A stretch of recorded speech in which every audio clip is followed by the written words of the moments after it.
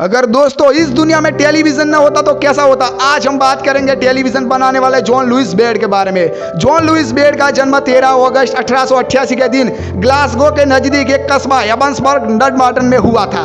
वो अपने भाई बहनों से सबसे छोटे थे। उनका हेल्थ बहुत ही वीक था। उनको खांसी की तकलीफ रहती थी। तबीयत खराब रहने से कारण उनको पढ़ाई में ध्यान लगता ही नहीं था। उनको पढ़ाई का खास कोई शौक नहीं था। उनको फोटोग्राफी का शौक था। स्कूल की फोटोग्राफी क्लब के वो सभ्य थे।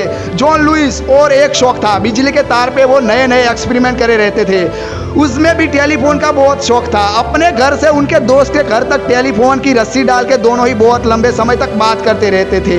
एक रात हवा की प्रचंड आंधी आई। जॉन के तार टूट गए। रास्ते में चल रहे एक इंसान के गले में वो तार लिपट गया, लेकिन वो इंसान मौत से मुख से बच गया। सबने जॉन को बहुत ही डांटा और आखिर में जॉन ने माफी मांगी और ऐसा प्रयोग करने के बंद कर दिया।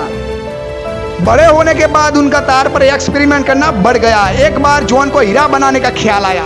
उन्होंने जो सोचा उसके लिए जरूरी सामान और दारू इकट्ठे किए, लेकिन दारू अचानक जल गया और बड़ा धड़ाका हुआ और सब इधर उधर उड़ गया, लेकिन वो बच गए। इसके बाद एक खतरनाक एक्सपेरिमेंट करना उन्होंने बंद कर दिया। इंजीनियर बनने के ख्याल से एक बिजली कंपनी में नौकरी जॉब करने में ज्वाइन हुए।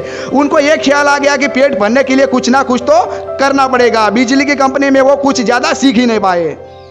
एक दिन उनको खांसी हो गई। ठंडी न लगे इसलिए उन्होंने अपने पैर के आसपास कागज लपेट लिए। ठंडी कम लगी। उनको एक नया तुक्का सूझा कि पैर के लिए मोजे बनाए जाए तो बाजार में कैसा रहता। और दूसरे दिन वो बाजार गए, जरूरी माल सामान ले आए। उन्होंने सुतराऊ कापड़ को अलग अलग रंगों में लपेट कर रंगा और बहुत ही रंगीन मोजे बनाए और बाजार में जाके दुकानदार को बताए। दुकानदार ने सब मोजे खरीद लिए और ज्यादा मोजे तैयार करने को कहा। ग्लासगो नगर में उनके मोजे बहुत ही बिकने लगे और बाद में उन्होंने ज्यादा इंसान को रख के बड़े तौर पे मोजे तैयार करने का आयोजन किया। फिर एक बार उनको खांसी और बुखार हो गया। डॉक्टर ने उनको सलाह दी कि आपको ठंडी से दूर रहना चाहिए और गर्म प्रदेश में रहना जाना चाहिए और आखिर में वेस्ट इंडीज जाने का सोच लिया। वो खुश थे। नए प्रदेश में उनके मोजे को नया बाजार मिल जाएगा। वो वेस्ट इंडीज तो गए, लेकिन यहाँ कोई दुकानदार ने उनके मोजे को खरीदने का रस दिखाया ही नहीं। उनके मोजे की जोड़ एक भी बिकी नहीं। उनको एक और तुक्का सूझा।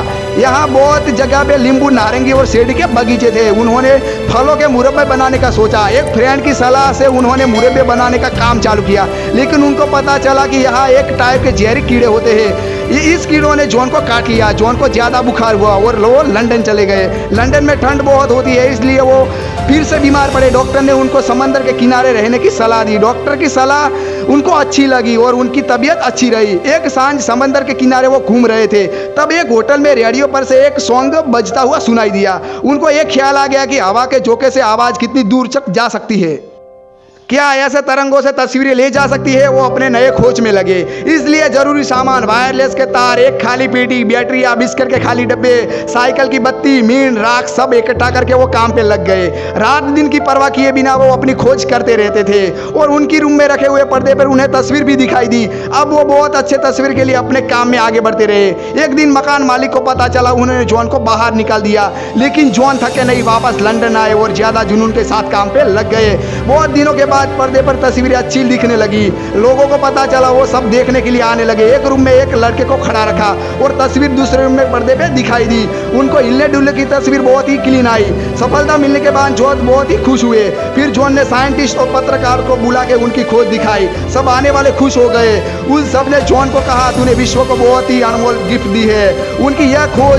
उनकी यह नई खोज की खबर पूरे विश्व में फैल गई। शुरुआत में जो तस्वीरें क्लीन नहीं आती थी वो अब क्लीन आने लगी। फिर उनको वाइट चित्र के बदले रंगीन चित्रों का प्रसार में नई सफलता मिली। अब तो डांस, नाटक, सिंगिंग ये सब उनकी टेलीविजन पर दिखाने लगे। फिर उन्होंने टेलीविजन सेट बनाने का काम चालू किया। बहुत ही लोगों को रखने के बावजूद भी वो डिमांड पूरी नहीं कर सकते थे। जॉन बेयर की इच्छा थी कि रेडियो स्टेशन की तरह टेलीविजन केंद्र भी खोला जाए, लेकिन उस टाइम दूसरा विश्व युद्ध की शुरुआत हो चुकी थी। जॉन को अपना छोटा टीवी केंद्र को भी बंद करना पड़ा और युद्ध के दरमियान ज्यादा बमबारी से उनका टीवी केंद्र भी टूट गया। उस टाइम वो रंगीन चित्र प्रसार में खोज में सक्सेस के आगे बढ़ रहे थे। उस टाइम फिर एक बार खांसी ने अटैक किया। उस टाइम ये अटैक जानलेवा था। खोज छोड़ के वो अपने घर पे आए, लेकिन भगवान की कुछ और सोचा था। इंग्लैंड में 14 जून 1946 में महान वैज्ञानिक भगवान को प्यारे हो गए। ऐसा दुनिया को टेलीविजन की बहुत ही इंपॉर्टेंट भेद देने वाले 58 की साल की उम्र में जॉन दुनिया को छोड़ के चले गए। तो दोस्तों कैसी लगी ये वीडियो कमेंट बॉक्स में जरूर बताएगा। साथ में लाइक, शेयर और सब्सक्राइब करना मत भूलिएगा। Thanks for watching.